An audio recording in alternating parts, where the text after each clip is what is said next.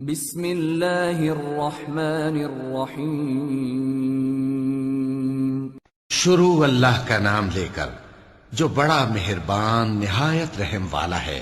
قیامت قریب آ پہنچی اور چاند شق ہو گیا، اور اگر کافر کوئی نشانی دیکھتے ہیں تو منہ پھیر لیتے ہیں اور کہتے ہیں کہ یہ ایک پہلے سے چلا آتا جادو ہے، اور انہوں نے جھٹلایا اور اپنی خواہشوں کی پیروی کی، اور ہر کام کا وقت مقرر ہے، اور ان کو ایسے واقعات کی خبریں پہنچ چکی ہیں جن میں عبرت ہے، اور کامل دانائی کی کتاب بھی، لیکن ڈراوے ان کو کچھ فائدہ نہیں دیتے، تو تم بھی ان کی کچھ پرواہ نہ کرو۔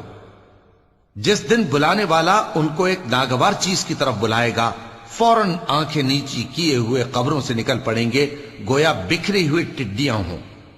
اس بلانے والے کی طرف دوڑتے جاتے ہوں گے۔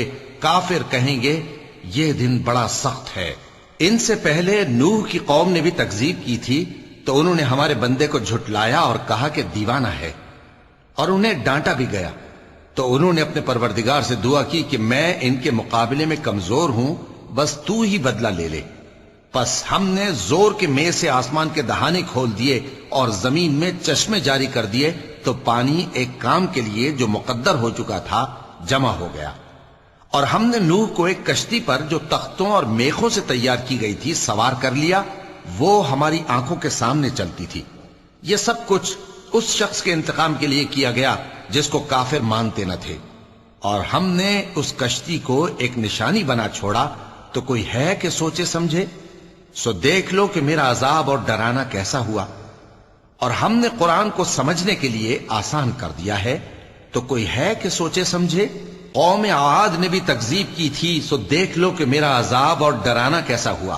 ہم نے ان پر ایک رہتی نحوست کے دن میں زبردست آندھی چھوڑ دی، وہ لوگوں کو اس طرح اکھیڑی ڈالتی تھی گویا اکھڑی ہوئی کھجوروں کے تنے ہیں۔ سو دیکھ لو کہ میرا عذاب اور ڈرانا کیسا ہوا۔ اور ہم نے قرآن کو سمجھنے کے لیے آسان کر دیا ہے، تو کوئی ہے کہ سوچے سمجھے؟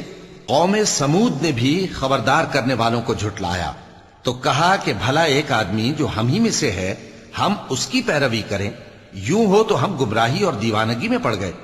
کیا ہم سب میں سے اسی پر وحی نازل ہوئی ہے؟ نہیں، بلکہ یہ جھوٹا بڑائی مارنے والا ہے۔ ان کو کل ہی معلوم ہو جائے گا کہ کون جھوٹا بڑائی مارنے والا ہے۔ اے صالح، ہم ان کی آزمائش کے لیے اونٹنی بھیجنے والے ہیں، تو تم ان کو دیکھتے رہو اور صبر کرو، اور ان کو آگاہ کر دو کہ ان میں پانی کی باری مقرر کر دی گئی ہے، ہر باری والے کو اپنی باری پر آنا چاہیے۔ تو ان لوگوں نے اپنے رفیق کو بلایا، اور اس نے اونٹنی کو پکڑ لیا، پھر اسے مار ڈالا۔ سو دیکھ لو کہ میرا عذاب اور ڈرانا کیسا ہوا۔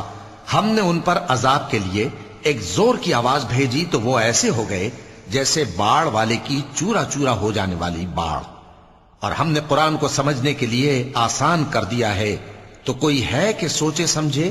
لوط کی قوم نے بھی ڈر سنانے والوں کو جھٹلایا تھا، تو ہم نے ان پر کنکر بھری ہوا چلائی، مگر لوط کے گھر والے کہ ہم نے ان کو پچھلی رات کے وقت بچا لیا اپنے فضل سے۔ شکر کرنے والے کو ہم ایسا ہی بدلہ دیا کرتے ہیں۔ اور لوط نے ان کو ہماری پکڑ سے ڈرا بھی دیا تھا، مگر انہوں نے ڈرانے میں شک کیا، اور ان سے ان کے مہمانوں کو لے لینا چاہا، تو ہم نے ان کی آنکھیں مٹا دیں۔ سو اب میرے عذاب اور ڈرانے کے مزے چکھو۔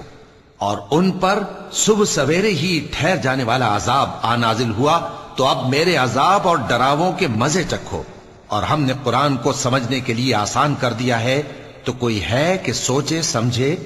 اور قوم فرعون کے پاس بھی ڈر سنانے والے آئے تھے، انہوں نے ہماری تمام نشانیوں کو جھٹلایا، تو ہم نے ان کو اس طرح پکڑ لیا جس طرح ایک قوی اور غالب شخص پکڑ لیتا ہے۔ اے اہل عرب، کیا تمہارے کافر ان لوگوں سے بہتر ہیں؟ یا تمہارے لیے پہلی کتابوں میں عذاب سے کوئی چھٹکارا لکھ دیا گیا ہے؟ کیا یہ لوگ کہتے ہیں کہ ہماری جماعت بڑی مضبوط ہے؟ ان قریب یہ جماعت شکست کھائے گی، اور یہ لوگ پیٹ پھیر پھیر کر بھاگ جائیں گے۔